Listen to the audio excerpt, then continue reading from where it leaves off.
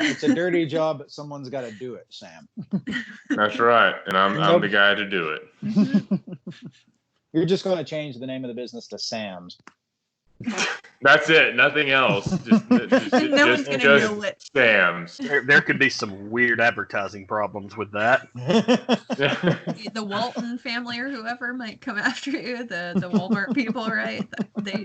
I assume they're litigious. Yeah, but it's not like Sam's is in like the possessive form. It's just Sam's. Multiple Sam's. Everyone that works there wears the name tag Sam.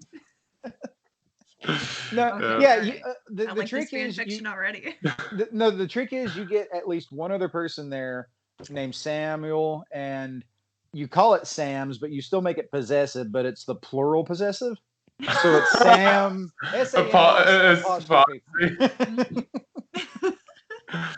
Oh my gosh, that's good. And it's the same font, except like the S is lowercase and everything else is uppercase. Just skirt the line, man. SAMS? This is hurting my heart. SAMs. All right, so you grab oh, you're petting your tattoo. I was like, what? Yeah, sorry. Okay, no, I was like, what are you doing? I was like, oh yeah, you're gooping up. I'm rubbing myself. Deal with it.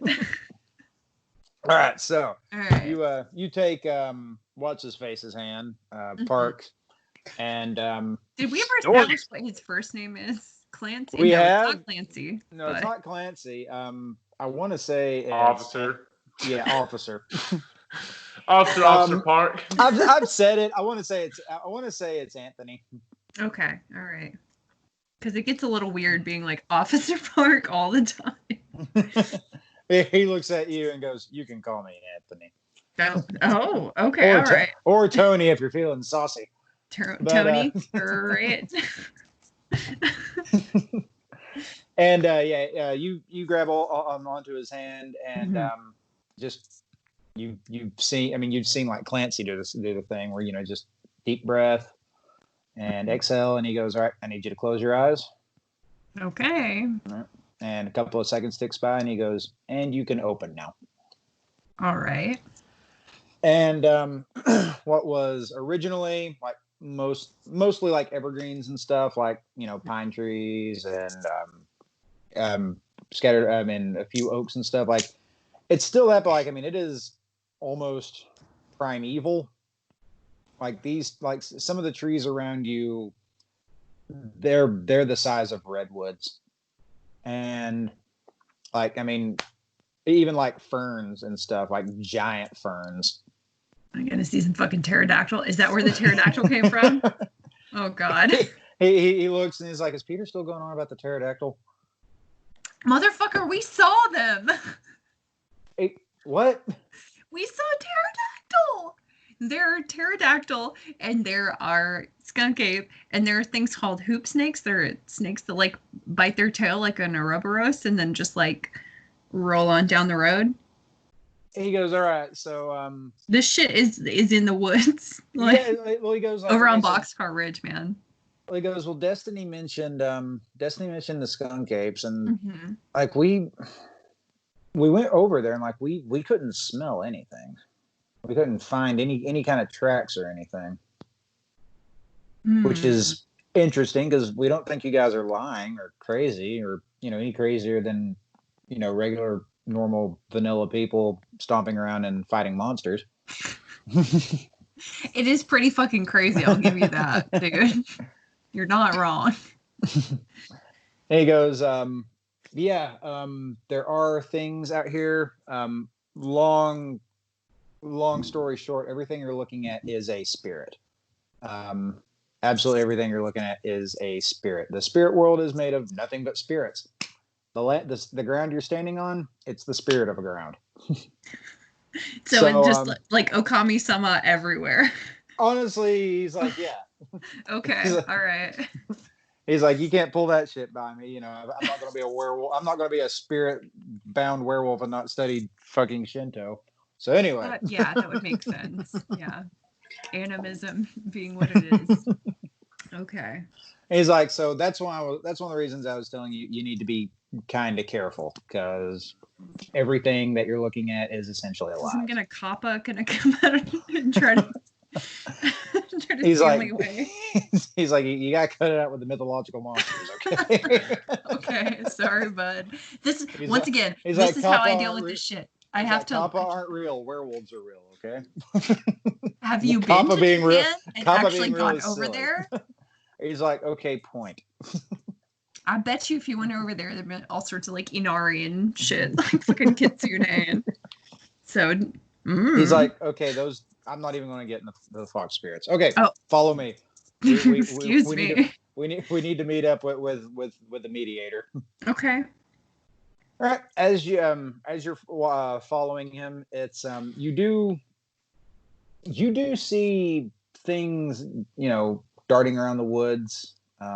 Not like hunting you necessarily. Most of it seems curious. And it's all animals that you've seen before. Mm-hmm. They seem to be a lot more plentiful, like than you would see when you're walking around the woods. Like, if you were to see a lizard, you'd probably step, like, this thing would be huge on this end. Not So like like a dinosaur skink, huge. like Yeah, or like they were, or like their colors would be like just really, really exaggerared, that kind of thing. okay. Like some of these lizards would, you'd see like a skink or like you'd see a frog, but the frog would have like a neck frill, like a neck frilled lizard or something like that. Just everything is just like it's exaggerated. That's the best way to kind of put it. All right, this place is real extra. he goes, a lot of people assume that, taking certain psychoactives tends to opens one's, doors to a perception. Uh-huh. He's do you find that to be true, or do you have any experience with this? He goes, well, not. Or can y'all even use this? He goes, ma'am, I'm an officer of the law. But you have, presumably you were a young person at some point, right? You weren't always Officer Park, so you were just Tony who, like, I don't know, maybe he fucked around with shrooms. Like, I'm not here to judge you, dude.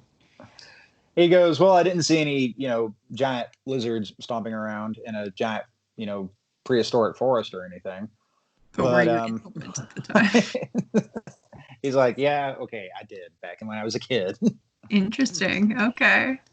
He's like, as an adult though, anything I do is purely for spiritual reasons. He's like, not like the way you're thinking though. It's werewolf stuff. There's spirit, there's certain psychoactive drugs. Do not judge me, he says, smiling. I'm not here to judge you. Literally, no one is trying to judge you but you, okay? Will you two kiss already? At that point, you do hear a gruff voice, and you see saying that. No, you do hear a gruff voice say, "You guys are making all the noises on the planet," and you see the bald head of Clancy appear with his tattooed spider web on his bald head. Hello, I'm gonna make even more noise. What's up? He goes, not much. So you have some questions for some of the older residents of Stonewall. Yep, seems that way. It's like, all right, I got the 2 sacrifices, and neither of them are really happy. You ever killed anything? I mean, like bugs. These are a little bit. Oh God, do bugs. I have to do something? Oh fuck. You're the one who wants to ask the. He goes. You're the one who wants to ask the questions, kiddo. Oh God, nobody told me I was gonna have to kill this. He looks at Park and he's like, you told her about the sacrifices, right? And he's like, I didn't really tell her that she was going to be the one that had to do the killing. Yeah, I sort of assumed that was on y'all, since y'all are the woo woo guys. Not to cast dispersion for you, but that's sort of your realm. I will say though, considering, you know what? No, I'll hold off on some of that. We'll wait until after we're done, because right now you're just in the moment. Yeah. So he goes, yeah, no, you're going to have to be the one that kills. It's just 2 things. One, it's fairly big. It's just 2 things that I'm killing. Well, I mean, it just, stab in the heart, twist. That's all. Okay, maybe for you that's like a Tuesday, but that's kind of a big deal for me, dude. I know that like y'all live an appreciably different life, and I respect your culture, but also, what the fuck? He's like, it's no big deal. It's no big deal. Their parents won't even miss them. Okay. He laughs. He goes, "I'm just fucking with you. I'm just fucking with you." He's like, it's a. Damn it, you asshole! He says it's a deer in an elder spirit of a deer. You don't go worry about killing the elder spirit of the deer. It's going to die, but it's going to stand right back up. The other deer, though, it's pretty much going to be toast, though. You're gonna make me kill Bambi. Unfortunately, but it's adult Bambi. I'm still not thrilled about this. I don't know if I'm gonna be able to do this, y'all. And this might just be a waste of an evening. We'll see. He's like, "Well, follow me." Some of the bear spirits are starting to get a little antsy, and like, I can chase them away, but I'd rather not. They still hurt. Fair enough. All right, so you follow him as you're walking down, pretty much down into a valley. But like the trees essentially just kind of you literally see them part before you guys as you walk. Okay, and you get down. Thanks. And you get down to a clearing where a bunch of stones have been moved. Basically, it's like a miniaturized Stonehenge. All right. You see a couple of burning fires here and there, and in the middle is just a giant flat stone with a hog-tied deer that looks a little sedated, and a giant deer with the biggest rack of antlers you've ever seen. Like, the best way I can describe it is Princess Mononoke. Okay, all right. That's like exactly when you said giant deer, I thought of Mononoke. Yeah, honestly, yeah, that's the best way I can describe it. I mean, and this one, like, it doesn't look happy, but it is laying there. Yeah, I was about to say, does it have that weird face? No. This one has a deer's face, but it does have. I mean, the best way I can describe it is like almost like a billy goat's beard, but it is substantially longer. But I mean, this is like it has the features of a white-tailed deer, but I mean, this thing is, other than like the giant rack of antlers, I mean, this thing's the size of an elk. All right. Well, this is. I I have to do this. He's like, well, if you want to ask questions and see if you can, whatever this Bigfoot preacher nonsense is, yeah. God damn it. Clancy reaches off over to his side and pulls out just a big fucking K-bar or Rambo knife, and he just kind of tosses it, grabs it by the blade, but on the flat end landing there, and holds it out to you. You're not making this less intimidating by doing your cool knife tricks, okay? He goes. He's like, honestly, just make it.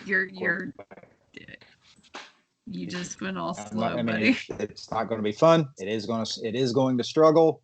It is going to struggle. He goes. He's like, the best thing I can tell you is just be quick. I'm going to show you exactly where to stab. Stab it in and twist. He goes, stab it in and twist. It's going to struggle, but it's not going to struggle for long. And then we'll move on to the next one. Oh my God. What the fuck? Oh, this is kind of a big deal, okay? You're gonna have to give me a second here. I don't know how to feel about this at all right now. I mean, Bart goes, Beryl, great or good? Think of it that way. Bambi here is going to die, but this could keep like, I mean, if you guys are really worried about this kind of stuff, like, this could keep really, really bad things from happening. Okay. All right. Fuck. All right. Would you, for the sake of role playing, would you like to make a wits and composure roll to see if you could do this? Let's. Does it not help if the deer looks up and it's like, Beryl? Oh my god. Why is it bleeding like a goat? Also, okay. I stole it from a Simpson. No, Okay. Actually, the reason why do you sound like a lamb? in realsies, the first time I tried to be a vegetarian was because of Lisa Simpson. So I will say wits and composure -2 because this is. God And also, just so you guys know, it's been a few days. Each of you have recovered 2 willpower since the last thing. So I will then spend one of my recently regained willpower, because this is apparently very important to do. All right, so I still have to keep like a hold on Park's hand, right? You know what? Do I need to, or how does this? You don't have. No, you don't have to with this. Okay. All right. Okay. I don't know if I can do this once again. I'm not thrilled about it. You got it. Come on. Not dice. Okay, I have 1 success, and that's it. All you need is 1. So yeah, it's not fun.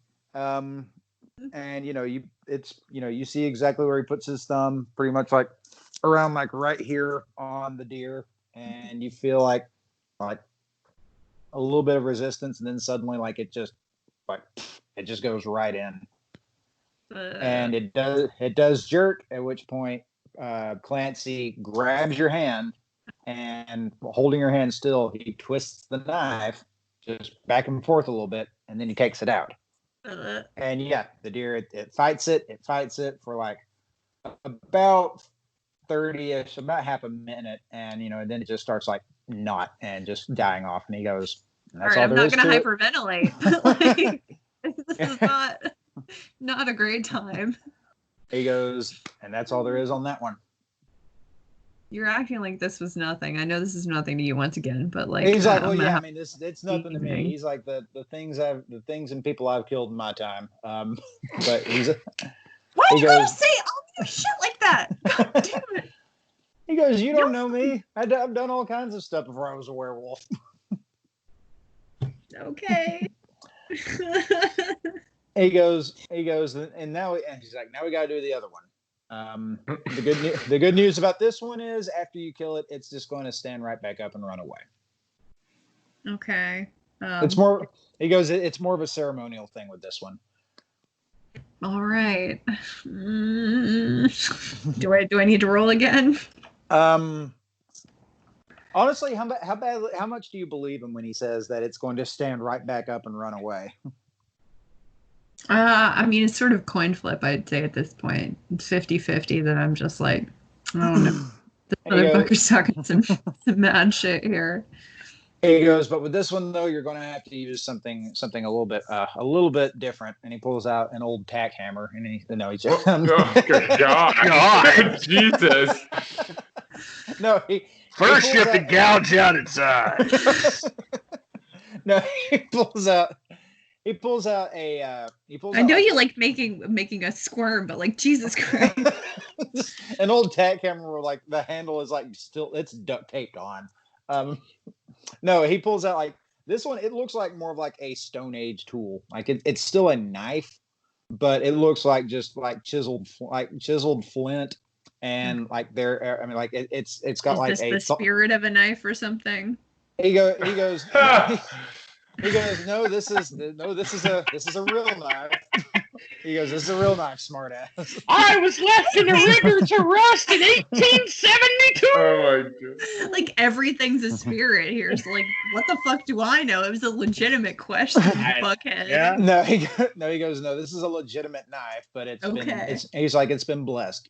Think of it as he's like, by me. This is a legitimate knife, but a witch spit on it once. But okay. I mean, but it looks more like, even though it looks like Stone Age, it's a lot more ceremonial. Like the handle is wrapped in leather. It has like few bird feathers and animal teeth hanging off of it. He's like, this one, like, it's the only thing that's going to pierce that thing over there. All right. The, like, same spot? Pretty much. Pretty much, doesn't... Oh, God.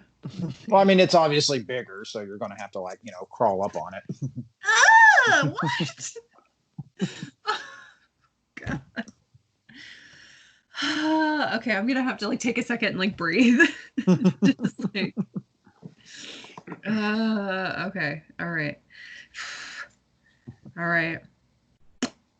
I'll... Okay, what am I rolling, if anything? Same thing. We will say, since like this one, it's a lot more compliant and it's not fighting with you the whole time. You don't have to do a plus or minus on it. Stab me. Yeah, like it's just like the kill me, Beryl. The fucking honestly, like, Hitchhiker's Guide when you go to the restaurant at the end of the universe and it's like, oh, right here, this is where. No. Honestly, like if nothing else, like the eye, like it looks irritated and annoyed more than anything else. Hey man, I'm not thrilled to be here either. I'm very sorry we're going through this, but this is what we're doing. Sorry. Okay, I have 2 successes. Okay, yeah. This one, like, it's not like the other one. Like, you don't have like the actual feeling of like metal piercing flesh. This is like it basically just like starts to just sink in immediately, like an ectoplasm or something. Yeah, I mean, the best way of describing it is like it feels like if you were to cut a butter knife into Jello. Like, it is like there's resistance, but like not much. And like I said, it doesn't bleed or anything, and it says something. The deer, it says something in a language you do not understand, and it sounds very, very upset and hurt, but it stays there. And again, you can feel it breathing underneath you, and then it just kind of like over time just stops breathing. And Clancy goes, "You can take the knife out now, Beryl." Oh, okay. It's real weird. Well, and like there's a pool of blood forming under both of them, but pretty much like it sinks into the ground, and the big giant deer stands up and just dusts itself off and paws at the ground and looks at Clancy and says something again, very angry, and I'm sorry. bounds off into the woods.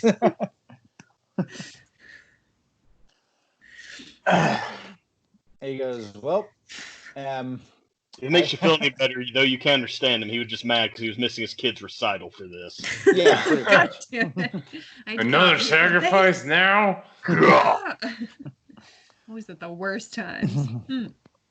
At which point, the ground beneath you starts to rumble and tremble. Okay, is this normal, guys? Clancy goes, yeah, this is supposed to happen. This is just the wise man waking up. And pretty much you look above you up at the mountain, and rocks start to like not fall, but they tend to like kind of shift and move apart until there is what appears to be a face in the mountain. Not like a distinctive like human face, but like you can like make out like sunken eyes and like a line for a mouth, pretty much. Okay, all right. And it said again the weird language that the deer thing was speaking. And Clancy says, he looks at you and he says, he wants to know what your question is. I get one question. Well, or like more of a broad topic. He goes, this is more of a broad thing. He's not being super specific. The sacrifice was in order to initiate a question. All right. I hadn't really formulated it before now. It's probably a real big mistake, ain't it? Hart goes, are you serious? I mean, I have an idea. I'm looking into the history of there's a religious group that maybe is involved in some other sort of spooky things that that comes here every decade or so. And they are connected to a group of, what we consider to be like supernatural creatures, Bigfoot, skunk ape, and pterodactyls, and hoop snakes. And there's a specific man who is from this area whose family may or may not have been turned into what look like Bigfoot. And if what exactly he's doing, what he's tapping into, if we can do anything to stop him.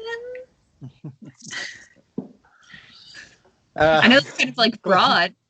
Clancy looks at you, he's like, and anything else you want to ask in that question? Like, that's a lot of question for a question. I know. It's you see him. A lot of mystery. You see him reach into his back pocket and he pulls out like a little note and starts like jotting a few things down, like asking you a couple of questions. Some of the things you asked.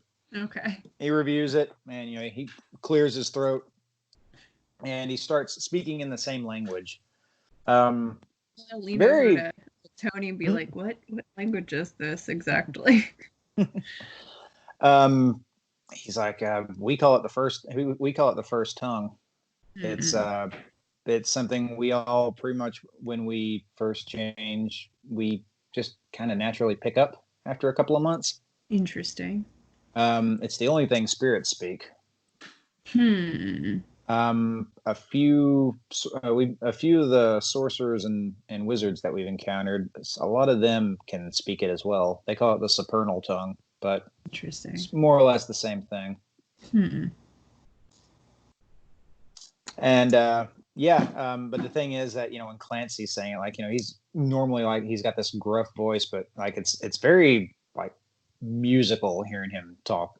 Talking the voice. That is fascinating. Yeah, and it's like it all sounds foreign, but at the same time, like you don't know if you could like it all sounds like syllables and stuff like that. You could pronounce, but you're not sure like you would even remember how to even begin it. Mm-hmm. Like your mind is like it's kind of slippery to try to. Yeah, your mind doesn't quite know what to make of it, other than it sounds both familiar and completely alien to you. And he pretty much rattles all that off, and then the mountain speaks. It's just deep and thunderous, and you feel it rumbling underneath you as it's speaking. The trees shake as it speaks, and eventually it just stops. Okay. And the whole time Clancy's writing notes, and he looks over at you and goes, "Well, that was interesting." So, interesting, good, bad, mediocre? Interesting as in I'm not sure what the fuck it's even talking about. It is familiar with the with the religious services. Mm-hmm. It has some resonance here. Okay. And the wise men, it's been here since primeval times. It's seen pretty much everything. But it says that whatever is behind it is neither of the physical or the spiritual. So that's interesting. Everything has a spiritual resonance. Huh. He's like, and he puts a little. You see him on his notes. He puts a little star on that. He's like, I'll get back to that. Okay. In terms of like any kind of like family or genealogy or anything like that, it has no idea. It doesn't really know of any people, but in terms of like mentioning animals that it's unfamiliar. I mean, that you guys are unfamiliar with. the answer it gave was kind of cagey. It is familiar with the animals. They're part of apparently they are part of the natural order, but they haven't always been part of the natural order. And he's like, and I have he's like, it could have been something that was just lost in translation. I have no idea what it's talking about with that. Well, I mean, maybe if they were humans that were turned into these creatures, maybe that's what he's trying to convey, or he goes, well, the verbiage he was using was that they've more or less always been there, but we've never picked up on that. And like we've been here since. Well, I got here around 82. Before there was a pack that roamed for a couple of decades. The closest we can track, I mean, like some of the natives were even tracking around here, and it's just there's always been people protecting this territory. We know that. Did you guys go back that far? Did you happen to go during the weekend? Because it seems like the times that we've seen them have this weird little cryptid service has been during the weekend, like on the mornings. We can do that. We can see if we can find anything on the weekends. We were just checking the week, and we couldn't find any kind of signs or anything like that. I mean, you would notice there's they set up pews in this little clearing, and there's a fucking pit in the ground that has a TV that has colored static, or it's a computer monitor, and there's also Donald Duck toys. And then there was also when we went into the pastor's trailer, there was a fucking extra dimensional space into a church that didn't seem to be really a place, which may be the whole not spiritual or physical. Peter went inside of it, and it seemed like it was not like an actual room. Like it was composed of a ceiling from one room and a wall from another room. And he talked about how there's some weird plugs in there. Maybe it's the Matrix. Who the fuck knows, honestly. He goes, okay. I think we've got enough out of this guy. So we know that according to the wise man, there's whatever this is. It's been going on for much longer than any of us can really seem to think on, and it's natural, but it's not, and it's not tied to the spirit. All right, so he's like, I'm going to wrap this up unless you have any other questions you want to ask him. Before we leave, we must sacrifice 5 other animals. Right? Shit.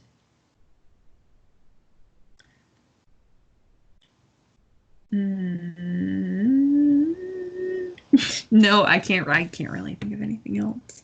He's like, that's fine. He turns around and he's like, first off, politely bow to it. Oh, okay. He starts nudging at you, and he's like, and hold that position as I talk. Okay. And again, he starts speaking again. This takes easily 3 minutes of you bowing and stuff. Okay. And you just hear just a soft is the closest thing I can really use to describe it. Even though again, you can feel tremors in the ground, but it sounds content. Okay. And you look up and the face is basically just kind of falling back away. And he goes, okay, Park, I'm going to need you to get in touch with Beryl's 2 other buddies, if that's all right. Make sure Peter shows up though. I got words for that boy. What? Boy. It better be nice words, sir. All right. Good and pure. One thing though, I think we can agree you've gone through some stuff while on the other side. Yeah. So we're going to have to do an integrity check here. What's your integrity at? I'm at 7 right now. Okay, so you're going to naturally get +2 on that. It was in regard to the hunt, so it was fucking Excuse me. Okay. Roll whatever the 2 dice pools you have, and Resolving minus composure. 1. Resolving -1. composure minus Okay. 1. And does that include the +2 for the touchstone? Yeah, I got a sheet, and I was like, oh yeah, you got a +2 for the touchstone. +1 then. Okay. All right. I forgot that canceled that out.